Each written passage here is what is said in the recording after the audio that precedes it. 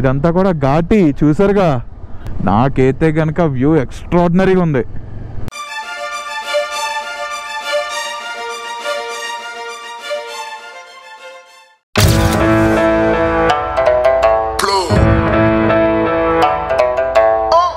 Good morning everyone. Day 3 ఈ రోజు. ప్రస్తుతం మేము తీసుకున్న రూమ్ అయితే ఇది. పర్ హెడ్ వచ్చేటప్పటికైతే 600 పడింది. రూమ్ అయితే ఓకే. నైట్ అయితే కనుక చాలా బాగా నిద్ర పట్టింది. బయట అయితే కనుక వ్యూ చాలా బాగుంది, చూపిస్తాను చూడండి. సరదాగా క్యాంపెయిన్ చేసుకోవడానికి ఇదంతా కూడా ప్లేస్ చాలా బాగుంది. ఇక్కడ పాములు తిరుగుతాయి అంట, రిసార్ట్ వాళ్ళే చెప్పారు. మన బైక్స్ అయితే క్లీన్ చేసుకుని జస్ట్ ఇప్పుడే వచ్చాం, సైన్స్ స్ప్రే అన్ని చేసుకుని. నైట్ లొకేషన్ చూపించలే కదా, బాగుంది వ్యూ అంతా కూడా. ఇక్కడ పార్కింగ్ కూడా బాగుంది, కార్లు అన్ని కూడా పార్క్ చేసుకోవడానికి. వెహికల్స్ అయితే కనుక నేను ఆ షెడ్ లో పార్క్ చేసాం మేము. కానీ ఈ గెటప్ లో చూసి ప్రతి ఒక్కరు కూడా విలాంగ్ క్యారెక్టర్ అయితే బాగా సెట్ అవుతా ఉంటున్నారు. నా ప్రతిరోజు లగేజ్ ప్యాకేజ్ ఇలాగే చేస్తున్నాను. ట్రాఫిక్ అయితే గట్టిగానే ఉంది ఇక్కడ. వెహికల్స్ అన్ని రెడీ అయిపోయినాయి, ఆల్ సెట్. ఇంకా రైడ్ అయితే స్టార్ట్ చేస్తాం. ఇంకా గోవాకి ఇక్కడ నుండి అయితే కనుక ఎంతో దూరం లేదు, 100 కిలోమీటర్లే. ఇంకో రైడర్స్ కూడా బ్యాక్ సైడ్ ఉన్నారు. ఇంకో BMW బైక్ వస్తే హిమాలయన్ వస్తుంది. ఇంకా యాజ్ యూజువల్ గా వినయ్ గారే ముందు ఉన్నారు. ఎర్లీ మార్నింగ్ వ్యూ అయితే చాలా బాగుంది ఇక్కడ. ఇది కూడా రిసార్ట్ అనుకుంటా, మొత్తం అంతా పాడైపోయింది, ఇంకా యూజ్ చేయట్లేదు అనుకుంటే. డార్క్ ఫారెస్ట్ పేరు బాగుంది. మేము స్టే చేసిన రిసార్ట్స్ అయితే కనుక ఓకే, పర్వాలేదు, ప్రాబ్లం అయితే ఏం లేకుండా. అంబియన్స్ అయితే చాలా బాగుంది. కొంచెం బెడ్స్ కూడా కొంచెం మంచిగా ఉంటే బాగున్నాం, నాకు అది ఒక్కటే అనిపించింది. ఇంకా మాకన్నా ముందు రైడర్స్ అన్నారు ఇక్కడ ఉన్నారు. ఇదంతా కూడా ఘాటి చూసారుగా, భలే ఉంది వ్యూ. ఇదంతా చాలా హైట్ ఉంది. ఓహోహో బాబా, ఏమి ప్లేస్ రా. మీకు కనిపిస్తున్నా లేదు తెలియదు ఒకసారి గోప్రోలో. నాకైతే కనుక వ్యూ ఎక్స్ట్రాడినరీగా ఉంది. వ్యూ అయితే చాలా బాగుంది. ఓకే, ఎడ్జ్ చూడండి చాలా కిందకు ఉంది. వెరీ డేంజరస్ రోడ్స్ అని చెప్పొచ్చు ఇవి. నైట్ రైడ్ అయితే కనుక చాలా డేంజర్ ఇది. మొత్తం ఈ పక్కనంతా కూడా నెట్తో కట్టారు, ఏమి పడకుండా కిందకి. మంచి మ్యూజిక్ తో ఈ ఘాట్ రోడ్ వ్యూని అయితే ఎంజాయ్ చేయండి.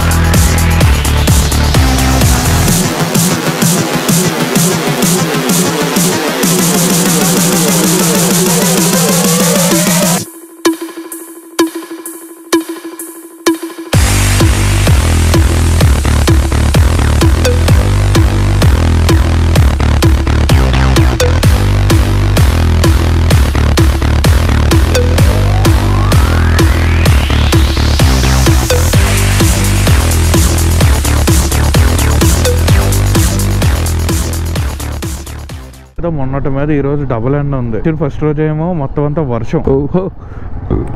ఆఫ్ రోడింగ్ బైకర్స్ అందరూ దగ్గరగా ఉన్నట్టు ఉన్నారు. నేను నుంచుంటే వెళ్ళిపోతాను నేను ఎదరికి. జస్ట్ ఇప్పుడే చిన్న స్మాల్ బ్రేక్ తీసుకున్నాం. Okay, let's go. ఈ రోజు అయితే కనుక ఫుల్ చీరప్ అవుతున్నాం. 5 రైడర్స్ మాత్రమే కంటిన్యూస్ గా వెళ్తున్నాం.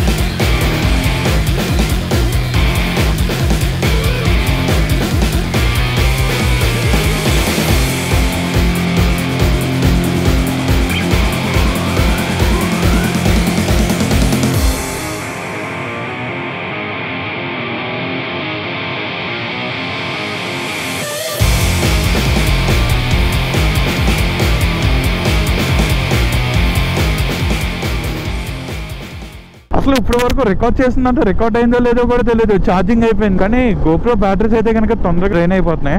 అందుకని చెప్పి నేను టెలసన్ బ్యాటరీస్ యూస్ చేస్తున్నాను. ఇట్లా వెళ్తా బ్యాటరీ మార్చాను, గోప్రో బ్యాటరీ దొరికేసింది. ఇదేమో ఎక్కువసేపు రికార్డింగ్ అన్నది అవ్వదు. ఎక్కడి వరకు మాట్లాడాను, ఎక్కడి వరకు రికార్డ్ అయిందో ఏం తెలియట్లేదు. తెరా నీకు గోప్రో ఆఫ్ చేద్దాం అని చెప్పేసి ఒకసారి చూస్తే తెరా ఆఫ్ అయిపోయింది.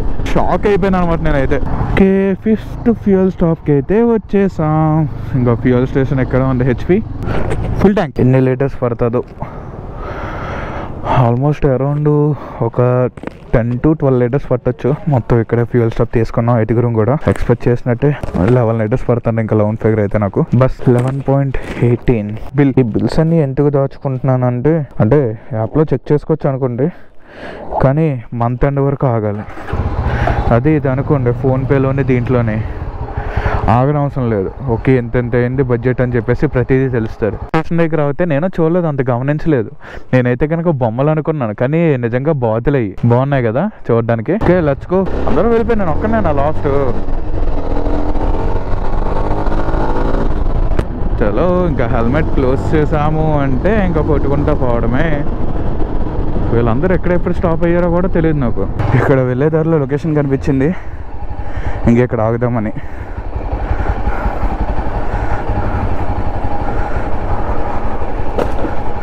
ప్రస్తుతానికి అయితే కనుక ఇక్కడ చిన్న వాటర్ ఫ్లోటింగ్ ఉంది, చూడడానికి బాగుంది కదా, సేమ్ సోక్లే లొకేషన్ లాగా. మనం అయితే కనుక ఇప్పుడు డ్రోన్ షాట్ దగ్గర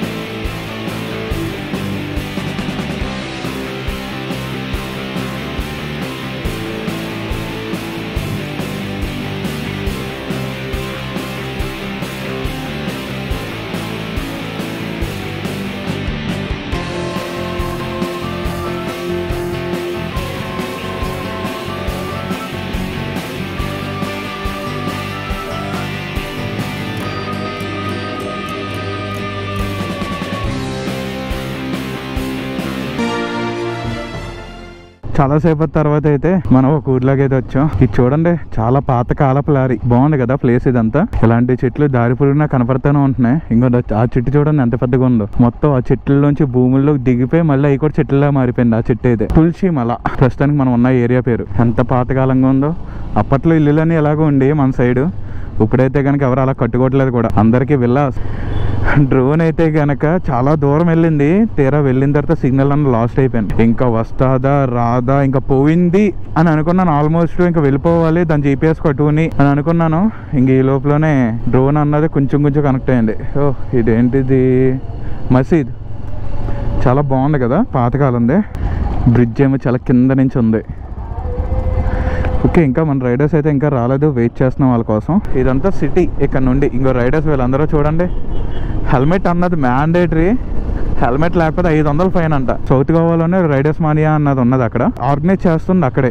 సో దానికోసం అని చెప్పేసి ఇంకా సౌత్ గోవా వెళ్తాం. అదంతా వ్యూ బాగుంది. యాక్చువల్లీ ఇక్కడ కూడా ఒక డ్రోన్ షాట్ అన్నారు ఎగరేజ్. ఆ బిల్డింగ్ చూడండి, పెంకిటిల్లు కనిపిస్తుందా? నాకు ఇలాంటి హౌసెస్ అంటే చాలా ఇష్టం. మీలో ఎంతమందికి అలాంటి హౌసెస్ అంటే ఇష్టమో కామెంట్ చేయండి. ఓహో కూల్. ఇంకా ఇక్కడ నుండి 36 కిలోమీటర్స్ ఉంది గోవాకి. ఇంక ఇక్కడ చూడండి, ఛత్రపతి శివాజీ గారి బొమ్మ. Goa traffic police. గోవాలోకి ఎంటర్ అయిపోయినట్టే ఇంకా ఆల్మోస్ట్. ఇక్కడ ఇల్లులు అయితే కనుక నాకు పిచ్చిగా నచ్చేసినాయి అబ్బా. మనం అయితే కనుక ఇప్పుడు రైట్ సైడ్కి వెళ్ళాలి, అలా చూపిస్తున్నాం కదా, అలాగైతే వెళ్ళాలి. ఈ ఊరి పేరు వచ్చేటప్పటికి బిచోలి. ఎందుకే గోవా గురించి పాట పాడాను ఫస్ట్ డేలో. ఎందుకే ఎవరు రెస్పాన్స్ ఏమన్నా అయ్యారో లేదా, పాట బాగుందో లేదో ఒకసారి కామెంట్ చేయండి. రైట్ నో నేనైతే ఒక వ్లాగర్గా, ఒక రైడర్ మానియా కోసం అయితే ఎక్స్ప్లోర్ చేయడానికి అయితే వస్తున్నాను. ఈసారి మళ్ళీ వచ్చినప్పుడు అయితే టాప్ టు బాటమ్ ఒక 1 month అయితే గోవాలోనే స్టే చేస్తాను నేను. నైట్ చూసినప్పుడు హౌసెస్ చూపించాను కదా, చిన్న సందులోంచి బాగున్నాయి రోడ్లు, ఇవన్నీ కూడా చిన్న హౌసెస్ పక్కనే ఉన్నాయి. సందు బొందుల్లోంచి వెళ్తున్నాం మనం అని చెప్పేసి అన్నా కదా. సేమ్ అక్కడ ఎలాగైతే ఉందో ఈ లొకేషన్ చూస్తే మీకు అర్థమవుతుంది. ఇక్కడ ఎలా అయితే ఉన్నాయో అక్కడ కూడా సేమ్ యాజ్ ఇట్ ఈజ్ అనమాట. దగ్గరికి ఇంకా చిన్న హౌసెస్ ఉండి, ఇక్కడైతే కొద్దిగానే పెద్దవి ఉన్నాయి. ఆగండి రే ఆగండి, బండి ఎక్కడం తిరిగేయడమే ఇంక ఊరంతా. గోవా అబ్బా, గోవా వచ్చిన తర్వాత నేను కూడా ఎంజాయ్ చెయ్యాలిగా. నేను ఎంజాయ్ చేస్తా, మీకు వీడియోస్ వస్తాయి చూడండి, ఒక రేంజ్ లో వస్తాయి. అందులో పెద్ద బిల్డింగ్స్ ఉన్నాయి చూడండి ఇక్కడంతా. ఇంకో మొత్తం ఇవన్నీ కూడా హౌసెస్, అపార్ట్మెంట్స్ లాంటివి అయితే కనుక అన్ని ఇలాగే ఉన్నాయి. ఎక్స్పెక్ట్ చేయలేదు అసలు ఎంత హైట్ స్లోప్ ఉంటుందని. ఫ్రాంగిపని విల్లాస్ అండ్ ఆశ్రయ వెంచర్. ఓకే, మనం కిందకైతే వెళ్తున్నాం. Looking cool. యాక్చువల్లీ అక్కడికి వెళ్ళాం కానీ ఆన్లైన్ బుకింగే చేసుకోవాలంట. విల్లాస్ అన్ని కూడా మొత్తం అన్ని సోల్డ్ అవుట్ అయిపోయినాయి. ఇంకెక్కడ కూడా ఖాళీ లేవంట. ఫ్రంట్కి వెళ్ళి చూడమని చెప్పేసి అంటున్నారు. 3 విల్లాస్ ట్రై చేసాం. 3 విల్లాస్ లోనే సోల్డ్ అవుట్ అంట. ఇంకా సెర్చ్ చేస్తున్నాం. ఇంకా ఫ్రంట్ ఉన్నాయి. ఈ రూమ్స్ కోసం పక్కనెట్టేస్తాయి కానీ గోవా అంతా తిరిగేస్తున్నాయి ఈ లోపలనే. మరియా నువ్వు గ్రాండ్ సిండా మనం వచ్చిన రూమ్స్ దగ్గరికి అయితే ఇంకా మేమైతే రూమ్స్ బుక్ చేసుకోలేదు, చెప్పాం ఆల్రెడీ. ఇప్పుడైతే కనుక మొత్తం రూమ్స్ కోసం సెర్చ్ చేసి బడ్జెట్ లో అయితే కనుక రూమ్స్ అయితే దొరికినాయి. సో అక్కడికైతే వెళ్ళిపోతున్నాం. దగ్గర ఇప్పుడు రూమ్స్ కోసం అని చెప్పేసి ఒక 6-7 హోటల్స్ దగ్గరికి అయితే వెళ్ళాం. ఎక్కడ ఏం దొరకలేదు. ఇప్పుడైతే కనుక డైరెక్ట్ గా వినయ్ గారు అయితే కనుక మేము రావట్లేదు అని చెప్పి ఆయన వెళ్ళి చూసేసి అంతా మాట్లాడేసి ఓకే చేస్తారు. ప్రస్తుతానికి మనం ఎక్కడ ఉన్నాం తెలుసా, క్యాలన్గుట్. ఇప్పుడే ఫోన్ చేశారు వస్తున్నారా రావట్లేదు అని చెప్పేసి. ఉన్న రూమ్ కూడా అయిపోద్ది, మీరు ఎంత తొందరగా వస్తే అంత మంచిది అన్నారు. ఇదేంటి మన బైకర్స్ ఎక్కడ ఉన్నట్టు అనిపిస్తుంది. ఇంకో మీటియర్ 350 ఎక్కడ ఉంది బైకర్, ఇంకో ఎక్కడ ఉన్నారు. అపార్ట్మెంట్స్ ఇవన్నీ కూడా అపార్ట్మెంట్స్ లో రూమ్స్ అనమాట ఇవన్నీ. ఓకే ఫైనల్ గా అయితే రీచ్ అయిపోయాం. ఫైనల్ గా రూమ్స్ అయితే దొరికేసాయి. సపరేట్ గా ఒక ఫ్లాట్ అయితే తీసుకున్నాం. చాలా ప్రశాంతంగా ఉంది ప్లేస్ అయితే. వైఫై అయితే లేదంట బట్ పర్లేదు. మనం ప్రస్తుతానికి అయితే రూమ్ దగ్గరికి అయితే వచ్చేసాం. రూమ్ అయితే కనుక ఓకే సూపర్. మనం ఉన్న బడ్జెట్ లో అయితే కనుక ది బెస్ట్ అయితే ఉంది. పర్ డే వచ్చేటప్పటికి 2500 అంటే ఓకే కదా. సో అంతకన్నా ఇంకేం కావాలి. ఏసీస్ అయితే ఆన్ అయిపోయినాయి. వచ్చి రాగానే మనకు కావాల్సింది ఏది కదా. కొంచెంసేపు అయితే తలుపు తీస్తాను, చాలాసేపటి నుంచి క్లోజ్ అయిపోయి ఉంటుంది కదా, దానికోసం అని చెప్పేసి ఓపెన్ చేసి ఉంచేసా. ఏమైనా ఇయర్ ఉంటే కనుక బయటకు వెళ్ళిపోతే బ్యాచ్ స్మెల్ అని చెప్పేసి. ఓకే ఇది వచ్చేటప్పుడు కిచెన్, ఇంకో చిన్న ఫ్రిడ్జ్ కూడా ఉంది. చాలు ఏమైనా పెట్టుకోవడానికి. మనకు పనికిరాదు అనుకోండి. ప్రశాంతంగా నా బెడ్ అయితే ఈరోజు ఇదే. ఇది వచ్చేటప్పటికి బెడ్ కమ్ సోఫా. వాష్రూమ్ కూడా బాగానే ఉంది అంతా. Okay good. చాలు ఇలా ఉంటే కనుక చల్లరకపోవచ్చు. ఇంకా ఈ రోజు అయితే కనుక ఛార్జింగ్కి దేనికి ప్రాబ్లం అయితే లేదు. నిన్న నైట్ అంతా కూడా ఛార్జింగ్తో చాలా ఇబ్బంది పడ్డాను కదా. ఇంకెక్కడి నుంచి బయటికి చూపిస్తా చూడండి. యాక్చువల్లీ నేను ఇప్పుడు నెక్స్ట్ డే చూపిస్తాను. బట్ ఇప్పుడు వచ్చేటప్పుడు మనకు గోవా కదా, కొంచెం యాంగ్జైటింగ్ ఉంటుంది. ఫ్రంట్ వచ్చేటప్పుడు స్విమ్మింగ్ పూల్ కూడా ఉంది. ఇక్కడ నుంచి వాకబుల్ డిస్టెన్స్ ఒక 50 మీటర్స్ ఉందంటే. అక్కడికి వెళ్ళి ఫుల్గా రెస్టారెంట్ పక్కనే ఫుల్గా తినేసి ఒక రేంజ్లో ఎంజాయ్ చేయొచ్చు నిజంగా. ఫైనల్గా అయితే కనుక రీచ్ అయిపోయాం కాబట్టి కొంచెం సేపు అయితే ఫ్రెష్ అప్ అయిపోయి అలాగే బట్టలు కూడా వాష్ చేసుకోవాలి. ఎందుకంటే ప్యానెస్లోనే ఫిట్ చేస్తున్నాను, మళ్ళీ ఇబ్బంది అవుద్ది. ఇంకా గోప్రో ఇవన్నీ కూడా ఛార్జింగ్ పెట్టుకుంటా. హైలైట్ ఏంటంటే డ్రోన్ షాట్. అబ్బా డ్రోన్ షాట్ హైలైట్. అలాగే అది మిస్ అయిపోవడం కూడా ఇంకా హైలైట్. నిజంగా పోయిందని అనుకున్నాను నేనైతే. ఇంకా మా ఊళ్ళో అందరూ ఇంకొన్ని వినయ్ చూడండి ఎలా కూర్చొని ఎంజాయ్ చేస్తున్నారు. ప్లేస్ అయితే చాలా బాగుంది. ఓకే ఎంజాయ్ చేస్తాం. ಯಾರು ದೊರಕಿದ ಸಂದ್ರ ಇದೆ